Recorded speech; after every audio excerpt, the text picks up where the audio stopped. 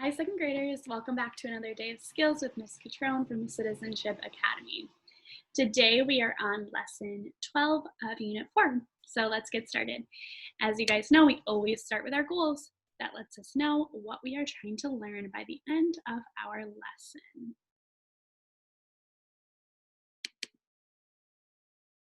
All right. So some of our goals today are, I can capitalize proper nouns. Okay, so we're going to be talking about what is a proper noun and what is a common noun and how we're going to capitalize those. Next up, I can plan, draft, and edit a persuasive letter. So we're going to be doing a great writing piece today. All right. Okie dokie.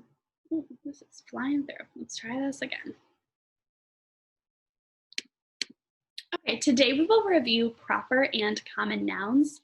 We will also learn some additional kinds of proper nouns. Okay, so a common noun identifies general, people, places, or things, and are always written with a lowercase restaurant, with a lowercase letter. Lordy. All right, so I'll see this in the word girl. I don't know which girl I'm talking about. It's a general girl. I'll see this in the word restaurant. I'm not talking about McDonald's. I don't know what restaurant I'm talking about. It could be any restaurant. Proper nouns identify specific people, places, or things, and are always written with a capital letter.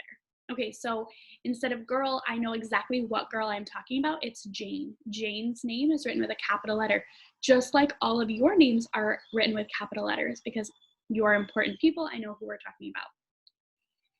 I could say that my dog is in the street, but that would not help you. You would not know what street they're on. A proper noun tells you exactly what one you're talking about. Main Street. See how they are capitalized. Let's think of some examples under each heading. Think about the names of specific streets, cities, states, as well as days of the week, months of the year. Okay, specific people, common nouns, people, girl, boy, man, teacher. Common places, could be talking about the park, the store, the restaurant, the hotel. Things, I could be talking about the ball. The toy. I don't know which one I'm talking about. Then for proper nouns, people, I could be talking about Miss Catrone. I could be talking about Mr. D. I could be talking about Beyonce. Okay. For places, I'm going to say exactly the specific place. McDonald's, Wegmans, Onondaga Lake Park. Specific things. Instead of saying a toy, I could say an Xbox. That's a proper noun. Oh no, we're going to read 3 sentences. There are many errors or mistakes in these sentences. There are proper nouns that have not been capitalized, and there's missing punctuation. Let's fix these. We're also going to be looking for nouns and verbs in these sentences. Rob and Beth invited me to celebrate their birthday on June 23rd, 2013. I see a lot of errors. First things first, I see that Rob and Beth, they're specific people. They need to be capitalized. Same thing with the month June.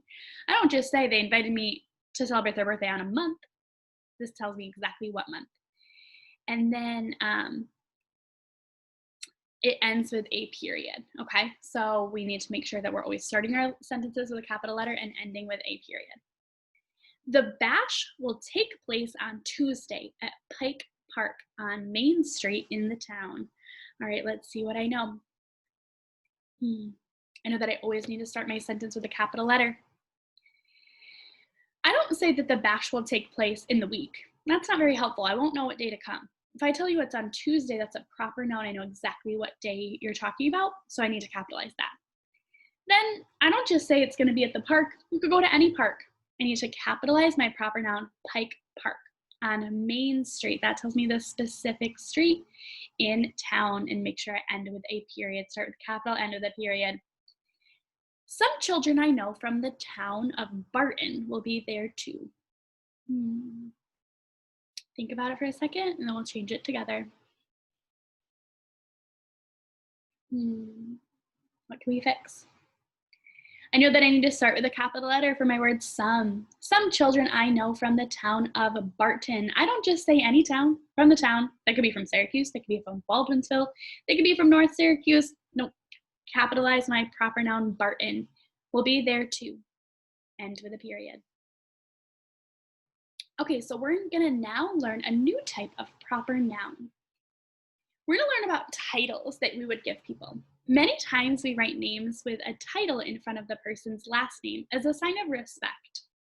The title always begins with a capital letter.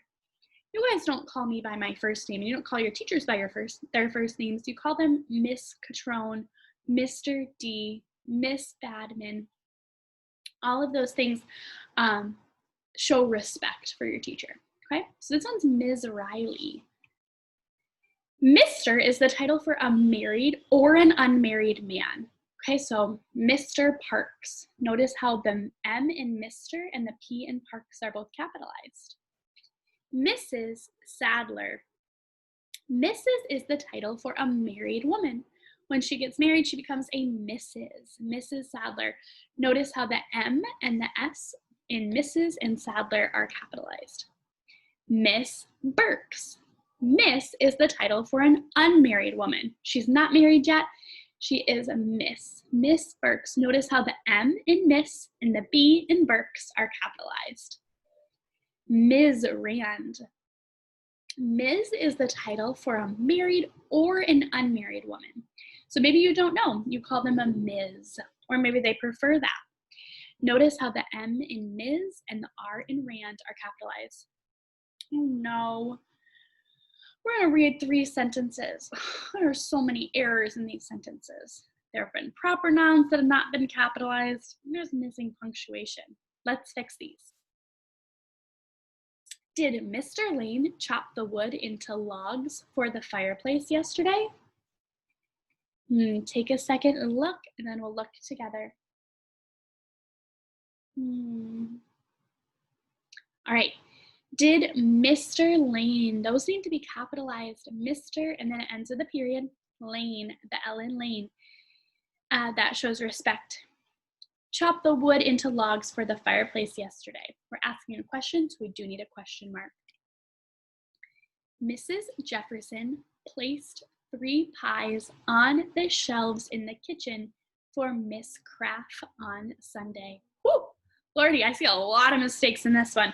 I'm gonna give you guys about 10 to 15 seconds to look and see what you guys notice.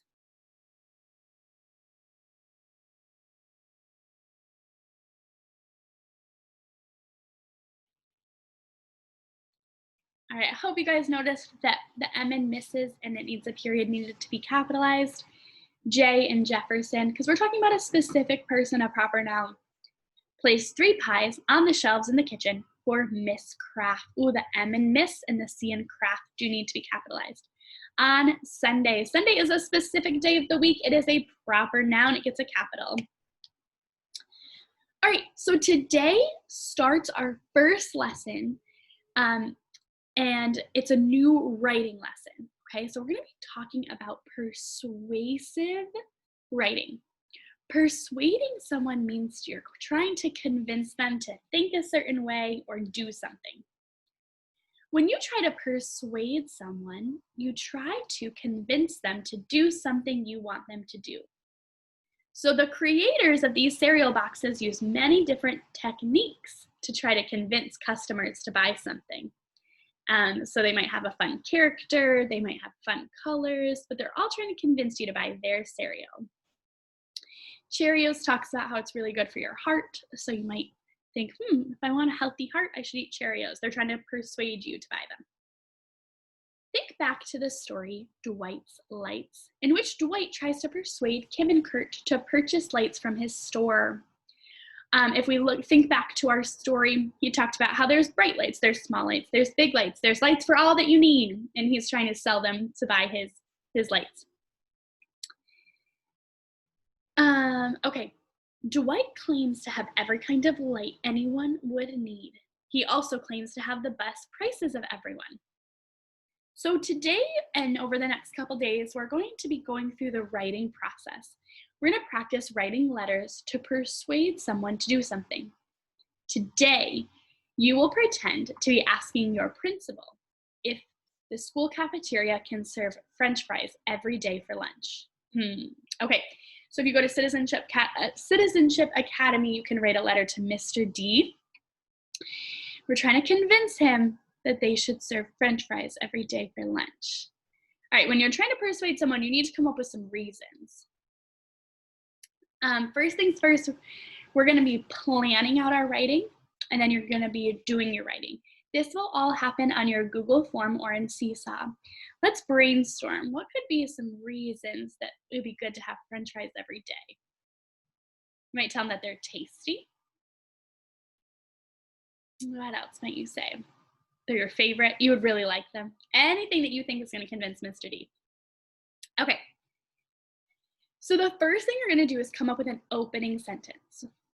I'm going to have us copy this on our paper in Seesaw or Google Forms. We would like French fries for lunch every day at school. That's telling him what you want. We would like French fries every day. Then you're going to give him your reasons. In order to persuade someone to do something, you will need to provide very convincing reasons why other people should do what is asked or proposed. So why would he need to do that? Okay, next up, we're going to talk about facts versus opinions. When you're doing a persuasive writing, you can include both facts, which are true, they can be proven, and opinions. That's more like what you think. I can say that I want us to serve French fries because they are the best food in the world. That's not really something I can prove. That's more my opinion. It's what I think. You might not like French fries. So that's going to be an opinion. A fact is something that I can prove. I can say that we should serve French fries because they're not expensive. I can go and I can prove that they're not expensive. All right, so an opinion is someone's belief about something. Chocolate ice cream is the best. Strawberry ice cream is the best. They're not. Well, I can't prove which one is the best. Fact is a statement that can be checked or proven. There are 50 states in the United States. Okay, I can check that. That's true fact. What reasons might we use to persuade the principal that they should have French fries every day? They're delicious. I really like them. Kids like them. French fries taste good. Everyone likes French fries. French fries are easy to make. It is effective to end persuasive writing with a sentence that sums up and restates the purpose in the closing sentence. So we're going to remind him what we want. Or she. I know that some of our principals are women. Please write this sentence again on your own. I'll help you guys do this on your Google form or your Seesaw. In conclusion, French fries would be an easy and fun snack to have every day. You can say, in conclusion, I think we should have French fries every day. You're letting them know what you want. All right, guys, so we're going to be writing a letter, like I said, to be persuading. Here are some tricky words that I'll put in our Google form. And then what you're going to do is edit it. That's when you go back through and you fix our mistakes. Okay, so let's check our learning targets. Did we capitalize proper nouns? Yes, we did. We learned about new kinds of proper nouns like Miss, Mr., Mrs., and Ms., and how those all have to be capitalized. Did we plan, draft, and edit a persuasive letter? Well, we're about to. Don't forget to do your Google form or your Seesaw because we need to be practicing writing these persuasive letters. I've loved going through lesson 12 with you. Don't forget to head over to your Google form or your Seesaw to get writing. Bye, second graders. Talk to you soon.